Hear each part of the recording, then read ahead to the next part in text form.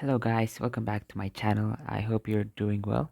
So as you know, the October-November exams are coming up pretty soon. So for that case, most of you have asked me to do a predictions video for paper for IGCSE physics for the October-November series. And since the last one I did for May-June was very liked by you guys and was the most popular video, so I've decided to do it for October-November. So in this video, I'll be giving you tips and tricks, and I'll also be predicting which type of questions would come, and let's get to it. So the first one is physical quantities and measurement techniques. So the probability is 1.75%, and it's usually 1 mark per paper. So what I've seen recently is in the 2023 papers, this topic was a big comment, up to 3 marks. But then in the 2024 papers, there are even instances where the topic was not even mentioned at all. So what could they ask you is they could ask you the uses of different apparatus. So you should know the different apparatus. It could be a measuring cylinder, a conical flask. You should know what these do. And also the ruler, micrometer. You should understand what each of them are used for. Now the next one is scalar and vector quantities. So quick recap, scalars, they have magnitude, but no direction. And vectors, they have both magnitude and direction. And the most common way they could ask you is resultant vectors from diagrams. So what I've seen recently is in the 2024 papers, it's either there's no question on this topic or it's almost always the resultant vectors. So make sure to understand how to resolve vectors. And it's usually 4 marks. So they can give you 2 vectors, maybe one of the forces is horizontal and one of them is vertical. So you should understand how to resolve these vectors and calculate the resultant force. So quickly what we do is for this one, we connect them head to tail. So that we have the upper one and also the horizontal one. So this is the resultant vector. So you can do this with a scale measurement or you can do it with calculation. Either way, it's fine. Next one, motion. So motion has been pretty consistent throughout 2023 and also 2024. So the probability is 7.5% and it's usually 6 marks from the whole paper. So what they usually ask you, so there you could be asked to calculate velocity, acceleration, and distance.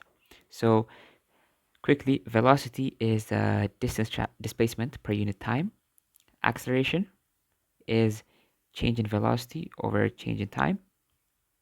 And distance, it can be found using the same formula for velocity. So the next one is using different motion graphs. So in IGCSE physics, there are a lot of motion graphs. You have distance time graph, velocity time graph, and they can have varying gradients. So if you haven't truly understood that, I have a video on motion, so make sure to check that out. And the next one is understanding free fall and terminal velocity. Now, terminal velocity, I've seen it come up multiple times, and it's usually up to 3 marks. Every time it comes, it's usually up to 3 marks. So make sure to truly understand what terminal velocity is. So quickly, what happens is, let's say we have an object falling down, and there's air resistance. So air resistance, object has weight W, and there's air resistance acting upwards. Let's call that R. So as the object's falling down, speed increases. So the velocity increases. So when the velocity increases, air resistance also increases. So both of them would increase, and at some point, the upward and downward force would be equal. So the resultant force or the total force becomes 0, and the object starts moving in a constant velocity. That's what terminal velocity is. So it's a constant velocity. So if we graph it, it would look something like this. So this straight part is the terminal velocity.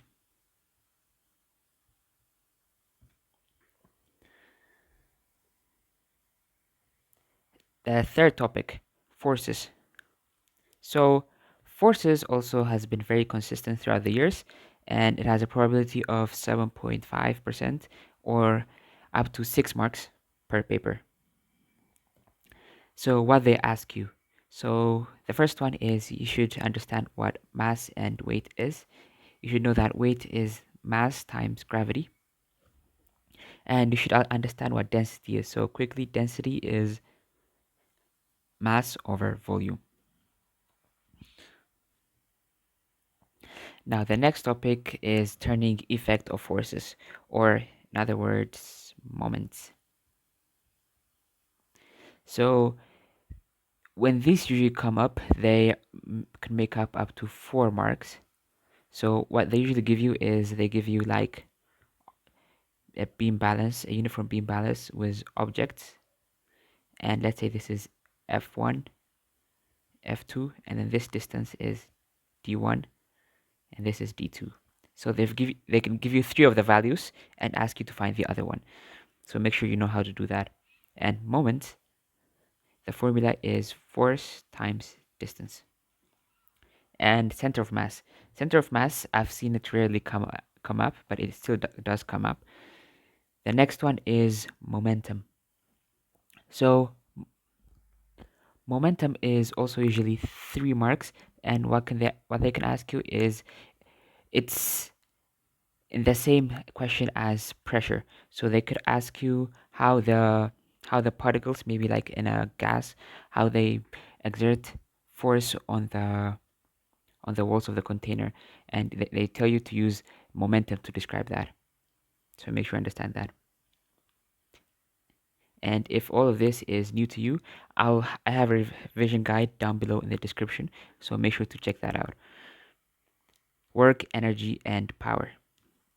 Now, this is the same as forces, 7.5% and up to 6 marks per paper, but it has recently increased. So in the 2024 papers for May June, it's usually 9 marks or 10 marks, and one of the paper it was even more than that. So make sure you understand it because it's increased in popularity.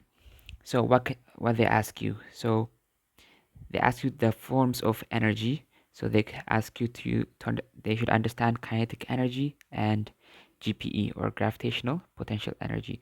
Make sure to understand these 2 topics and their formulas.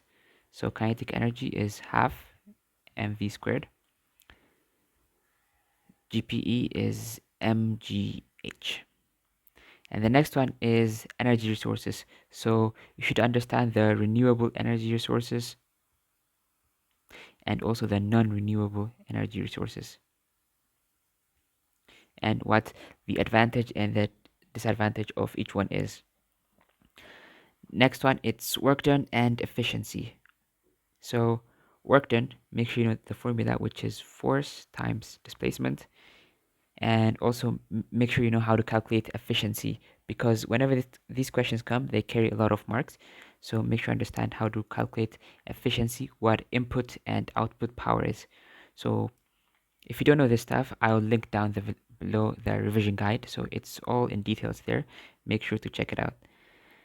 The last one is power. So power is work done over time or energy transfer over time. Now, pressure. Pressure is an interesting one because in the 2024 papers, it has decreased significantly. So it's 2% or 2 marks per paper. So in the 2024 papers, the variant 41, 42, and 43, it only came in one of them. So in the 2 variants, there was no pressure question, like literally no pressure question. So it's less likely to come. And it only came on one of the papers. And when it came at that time, it was the same thing I was talking earlier. It was about the momentum and how they exert pressure on the walls of the container. So either way, we should understand what pressure is. So we have pressure in solids and liquids. So in solids is force over area. Liquids pressure is density times gravity times height or the depth. And we should understand how area affects pressure. So if area increases, pressure decreases, and the vice versa. Calculating pressure on an object. So we use these two formulas, the same one, rho gh and force over area. So make sure you understand these two formulas and how to calculate pressure.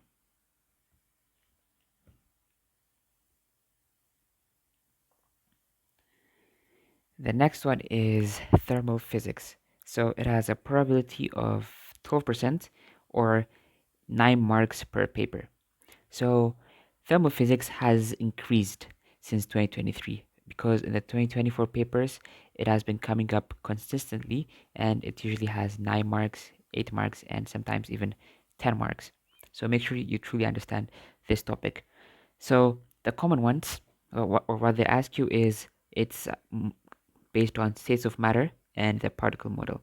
So make sure to understand the difference between the different type states of matter, so solid, liquid, and gas, and how the particles are arranged in those.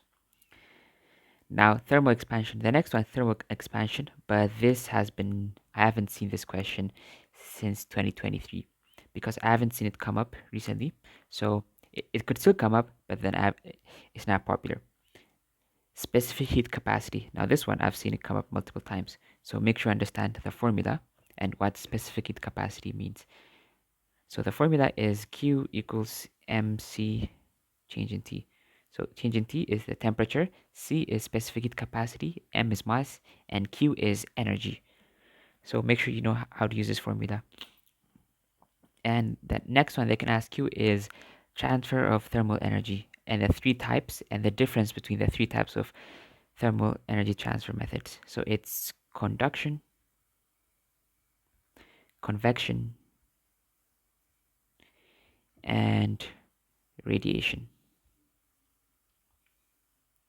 So make sure you understand the difference between these three. So again, if you don't understand this, I've done it on my revision guide, so make sure to check it out after this.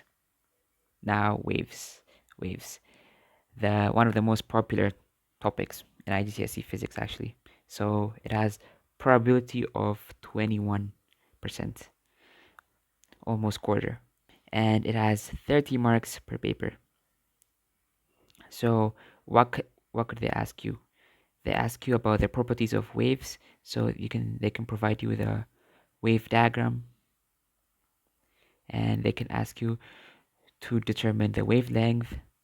This is the crust and also the trough. They can ask you these in different ways. The next one is light. So when it comes to light, you should understand reflection, refraction, and diffraction of light rays. And you should understand the refractive index. So the refractive index, or N, it has multiple formulas. So the first one is sine of the incident angle over sine of the refracted angle. So to know what this means, let me just draw a quick ray diagram. So we have the normal line. Now we have a ray coming this side. This is an incident ray. And if it's refracted, maybe it's passing through water.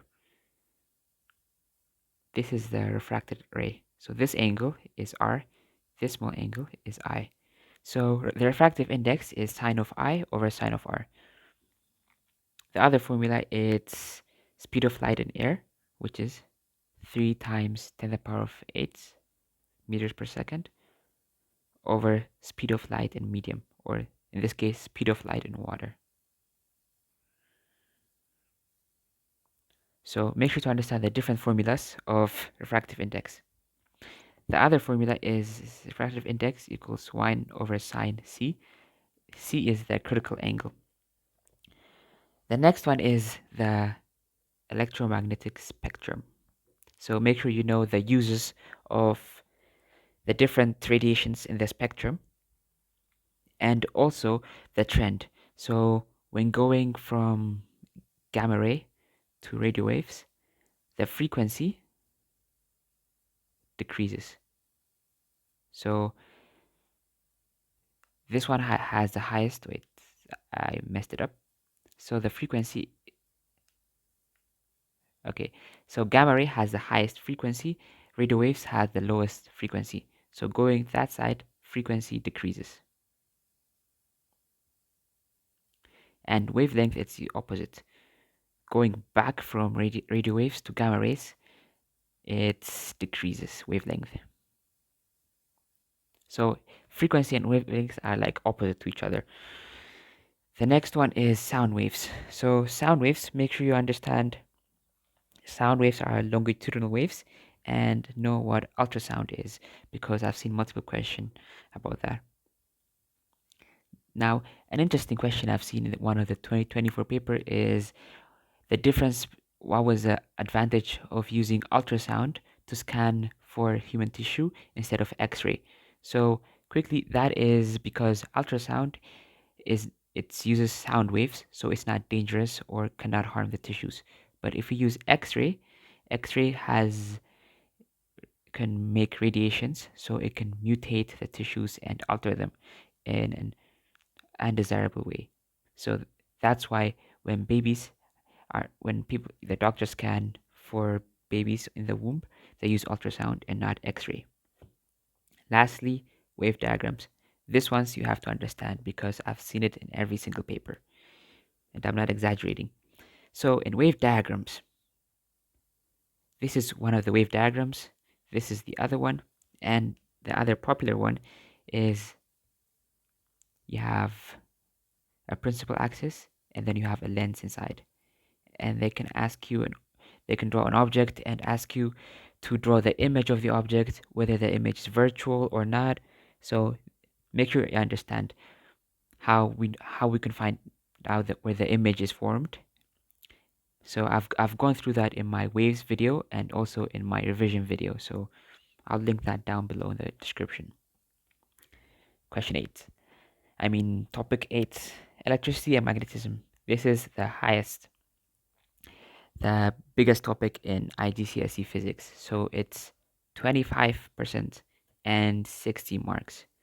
So this takes the whole this is a quarter of the paper. So make sure you truly understand what this is.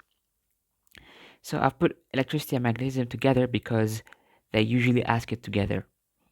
So the first one is electric charges. So understand what electric field is and understand that positive charges and negative charges attract each other. And the second one is electric circuits. Make sure you know the symbol for electric components, and circuit components. So make sure you understand the difference between parallel circuit and series circuit.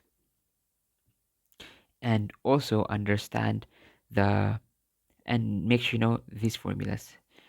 We have current equals to charge over time, voltage is equals to IR, and we have power equals IV, and know how to calculate resistance resistance in parallel and in series. So if you don't know this stuff, I've already gone through it in my revision, so make sure to check it out. Next one is magnetism. So magnetism, make sure to understand how magnetic field works and what magnetic field is, and know the north pole and the south pole and how they interact with each other. Lastly, it's electromagnetic effect. So now this is the one most students find problem with because it combines both electricity and magnetism. So this is usually how the DC motor works, and most commonly the transformer. This is I've seen it multiple times. They can ask you to describe a transformer or to draw a transformer and label its parts. So make sure you understand how the transformer works and what it is. Question number 9. Topic 9, nuclear physics. So the probability for this one is 15%, and it adds up to like 10 marks per paper. So this one, it has increased actually, but it's just slightly. So we can see about 9 marks, 10 marks, and sometimes 11 marks on one paper. So make sure you understand this topic. So what can they ask you? They can ask you about the atom. So make sure you know this format. So this is an element. This is a mass number. This is a proton number. So make sure you understand this format. And the next one is radioactivity. So radioactivity. So make sure you understand the different the different radioactive materials. So we have the alpha, the gamma, and the beta. So understand the difference between them and their different properties. The next one is radioactive decay and count rate. So I've seen this multiple times and it usually comes with a graph and calculation. So make sure you know how to calculate the radioactive decay and don't forget to take in the background radiation. So the background radiation is the the radiation that's always there. So the next one is equations of decay. So there are three of them. So it's alpha decay, beta decay, and gamma. So understand how these decays differ from each other and how an element changes after going through, how a nucleus changes actually after going through an alpha decay, beta decay, or an alpha gamma decay. So I've also gone through that on the revision guide, so you can just check it out. The last one is half-life graphs. So half-life graphs, this was the one I was talking about during about the graph thing. So they usually give you a graph and they can ask you to calculate the half-life of that nucleus. So also understand why a nucleus decays. So it's mostly due to a large number of protons and neutrons, or it's it's because the nucleus is unstable. Now the last one but not least, it's space physics. So probability is 15%, about 10 marks. So this one has been pretty consistent since 2023. It's usually 10 marks per paper. Sometimes it could go to 9 or sometimes it's 11, but around that range. So what they can ask you is they can ask you the earth and the moon and like the rotation of the moon around the earth, and they're mainly focused on the orbital speed, which is 2 pi r over t. So make sure you know how to calculate orbital speed. And the next one is the solar system. The solar system. So understand what asteroids, comets, and what the planets are. So make sure you know which planets are rocky, which planets are gaseous, which planets are like giants, and which ones are small planets. So usually the gaseous planet are the giant ones. That's why they're called gas giants. And the next one is the life cycle of a star. Make sure you understand each and every step in a life cycle of a star and how a star is formed, because I've seen it come up consistently, especially in the 2024 papers. The last one is the universe. This includes the Big Bang Theory and also the Hubble's constant. So understand, interestingly, the Hubble's constant can be used to determine the age of the universe. So the Hubble's constant is the speed universe is galaxies moving away divided by the distance of that galaxy from the Earth. So this Hubble's constant could be used to calculate the age of the universe, and you don't need to. Okay, so the Hubble's constant is like in figures. It's so numerically Hubble's constant is 2.3 times 10 to the power of minus 18, and the formula, the unit is per second, or second to the power of minus 1. So that was it for this video. I hope you guys have enjoyed, and now you have a better idea of what to expect on the exam. And if If you have any questions, comments, or suggestions, make sure to leave them down below. And thank you for watching.